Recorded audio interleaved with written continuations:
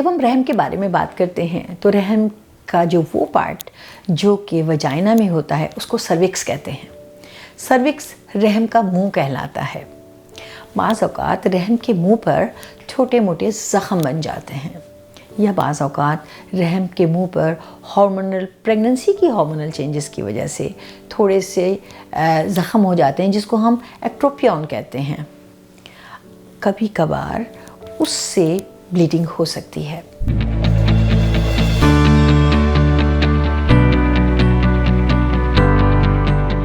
अस्सलाम वालेकुम नाज़रीन, मेरा नाम डॉक्टर नाहिद अख्तर राना है और मैं कंसल्टेंट ऑब्स्टेट्रिशियन एंड गायनेकोलॉजिस्ट हूँ। आज मैं मरहम के प्लेटफॉर्म से कुछ क्वेश्चंस के आंसर देने वाली हूँ। ये वो क्वेश्चंस हैं जो हमारी जो गायनेकोलॉजिकल प्रैक्टिस है उसमें ख़वातीन बहुत कॉमनली हमसे करती हैं और इसके बारे में उनको काफ़ी वरीज़ होती हैं। तो आज हम अर्ली प्रेगनेंसी के बारे में बात कर रहे हैं और हम उसी से रिलेटेड सवालों के जवाब देंगे। जो सबसे मोस्ट इम्पॉर्टेंट सवाल जो ख़वातीन हमसे करती हैं वो ये है कि वो कौन सी चीज़ें हैं कि जो कि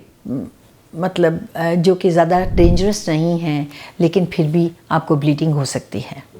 यानी कि अर्ली प्रेगनेंसी में ब्लीडिंग के वो कौन से कॉजेज़ हैं जो प्रेगनेंसी इटसेल्फ से रिलेटेड नहीं हैं और इतने ख़तरनाक नहीं हैं। ठीक है, तो वो आ जाते हैं। हम सबसे पहले उसके बारे में बात करते हैं। जब हम रहम के बारे में बात करते हैं तो रहम का जो वो पार्ट जो कि वजाइना में होता है उसको सर्विक्स कहते हैं। सर्विक्स रहम का मुंह कहलाता है। बाज़ औक़ात रहम के मुंह पर छोटे मोटे ज़ख़म बन जाते हैं या बाज़ औक़ात रहम के मुंह पर प्रेगनेंसी की हार्मोनल चेंजेस की वजह से थोड़े से ज़ख़म हो जाते हैं जिसको हम एक्ट्रोपियन कहते हैं। कभी कभार उससे ब्लीडिंग हो सकती है।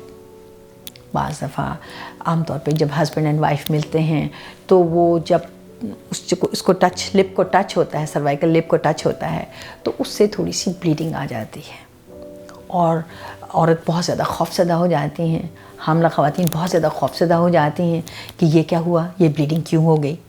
तो वो आमतौर पे रहम के मुंह से होती है। मुझसे बाज़ औक़ात रहम के मुंह पे कोई पॉलिप भी हो सकता है कि जिसकी वजह से ब्लीडिंग होती है। आमतौर पे ये ब्लीडिंग थ्रू आउट प्रेगनेंसी चलती रहती है और ख़वातीन जो हैं उनको डॉक्टर उसके बारे में बता देते हैं कि ये प्रेगनेंसी इस वजह से हुई है, ये ब्लीडिंग इस वजह से हुई है। एक और मिथ जिसका जवाब मैं आज देना चाहती हूँ वो ये है कि आमतौर पे हमारी प्रेग्नेंट ख़वातीन वो ये समझती हैं कि अगर डॉक्टर उनको एग्ज़ामिन करेंगे नीचे से तो शायद उससे प्रेगनेंसी ज़ाया हो जाएगी। ऐसी कोई बात नहीं है, क्योंकि देखिए जब आप डॉक्टर के पास ब्लीडिंग के साथ आती हैं तो सबसे पहले उन्होंने आप में एक वो छोटा सा इंस्ट्रूमेंट होता है जो कि स्पेकुलम कहलाता है, वो डाल के देखना होता है। वो क्या देखना होता है, उन्होंने रहम के मुंह को देखना होता है ताकि रहम के मुंह पे अगर कोई ज़ख़म है और उसकी वजह से ब्लीडिंग हो रही है तो वो आपको बता सकें कि ये ब्लीडिंग रहम के मुंह पे ज़ख़म से आ रही है। अगर उसके अलावा वो ये भी देखते हैं कि ये ब्लीडिंग रहम के अंदर से तो नहीं आ रही। अगर वो ब्लीडिंग रहम के अंदर से आ रही है तो वो फिर आपको ये भी बताएंगे कि ये ब्लीडिंग आपके रहम के अंदर से आ रही है। ठीक है।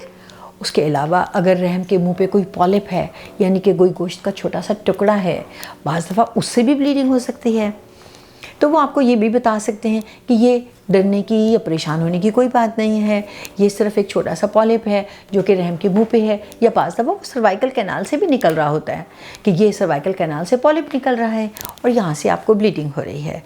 तो हम आमतौर पे तसल्ली देते हैं और बताते हैं कि देखें ये चीज़ है और हम इसको अभी नहीं छेड़ रहे, लेकिन ये आपको प्रेगनेंसी के दौरान ऑन एंड ऑफ ब्लीडिंग का प्रॉब्लम रहेगा। फिर एक और सवाल जो बहुत ही कॉमनली आस्क्ड है और जो हमारी ख़वातीन बहुत ही कॉमनली हमसे पूछती हैं वो ये है कि क्या अगर हम फर्टिलिटी की ट्रीटमेंट लें तो क्या ज़्यादा चांसेस हैं मिसकैरेज होने के। ये एक नोन फैक्ट है कि वो लोग जो फर्टिलिटी की ट्रीटमेंट ले रहे हैं या वो लोग जिनको ओव्यूलेशन के लिए हम मेडिकेशन इस्तेमाल करते हैं, उनमें स्लाइटली इंक्रीज्ड रिस्क होता है कि वो मिसकैरी करें।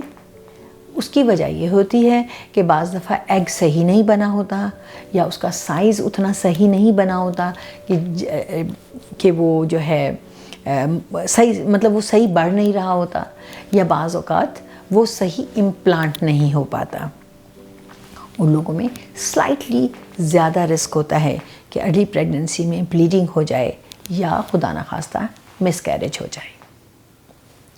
एक और तीसरा सवाल जो बहुत ही कॉमनली हमसे पूछा जाता है वो होता है ब्लड में बीटा HCG का लेवल। अब ख़वातीन मुझसे ये सवाल करती हैं कि ये क्या होता है, बीटा HCG हम क्यों करते हैं, और क्या इसके लेवल का ताल्लुक़ प्रेगनेंसी की वेलबींग से है या नहीं है। ये भी बहुत ही इम्पोर्टेंट सवाल है और बड़ा टेक्निकल है। आपको इसका जवाब मैं बहुत सिंपल और आसान लफ्ज़ों में दूंगी, इसलिए कि अगर मैं नंबर्स बताने लगूंगी तो आप बहुत परेशान हो जाएंगी।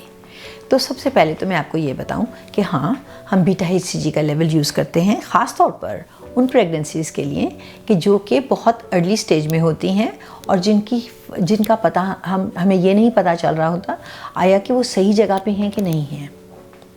अब बीटा HCG, ये test, blood test beta HCG कहलाता है, या ब्लड का प्रेगनेंसी टेस्ट। आम लेमन टर्म में ये ब्लड का प्रेगनेंसी टेस्ट कहलाता है। लेकिन हम आमतौर पर इसमें जो प्रेगनेंसी हार्मोन है उसका लेवल चेक करते हैं। आमतौर पर ये लेवल जो है हर 48 घंटे के बाद डबल होता है। लेकिन अगर वो डबल नहीं भी हुआ तो इसका ये मतलब नहीं है कि वो प्रेगनेंसी ठीक नहीं है। अगर इवन 1/3 राइज भी है तो बाज़ औक़ात वो प्रेगनेंसी बिल्कुल ठीक होती है। लिहाजा आप ये ना समझें कि अगर आपका लेवल 1/3 मतलब डबल नहीं हुआ तो आप समझें कि शायद तो प्रेगनेंसी ख़राब है। बाज़ औक़ात ये लेवल बहुत ज़्यादा हाई हो जाता है।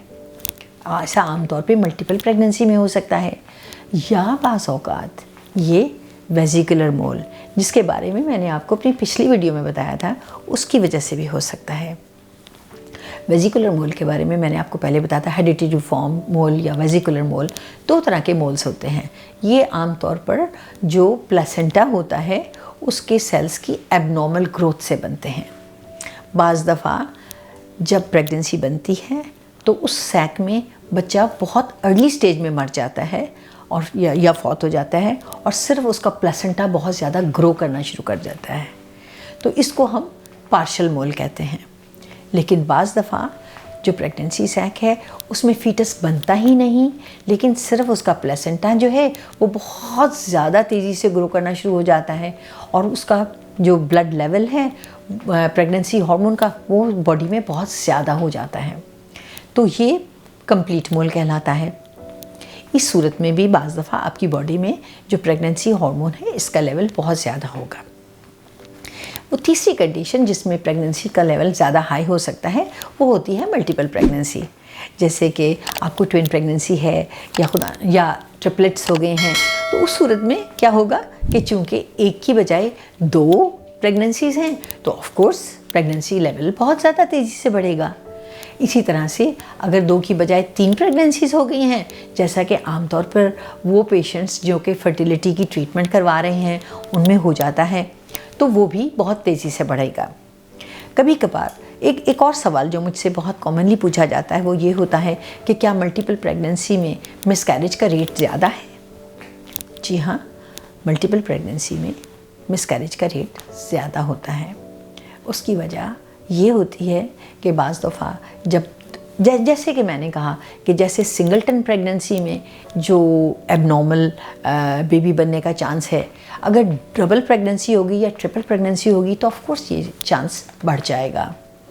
बाज़ दफ़ा क्या होता है कि दो प्रेगनेंसीज़ बनती हैं, लेकिन उनमें से एक जो है सही नहीं परफॉर्म करती और एक जो है वो सही बढ़ती रहती है।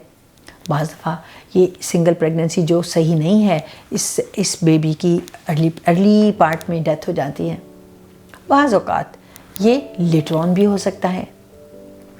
तो इसीलिए वो प्रेगनेंसीज़ जो कि मल्टीपल प्रेगनेंसीज़ कहलाती हैं, यानी कि एक से ज़्यादा प्रेगनेंसीज़, उनमें ज़्यादा चांस होता है कि ब्लीडिंग हो जाएगी या खुदा ना खास्ता मिसकैरेज हो जाएगी।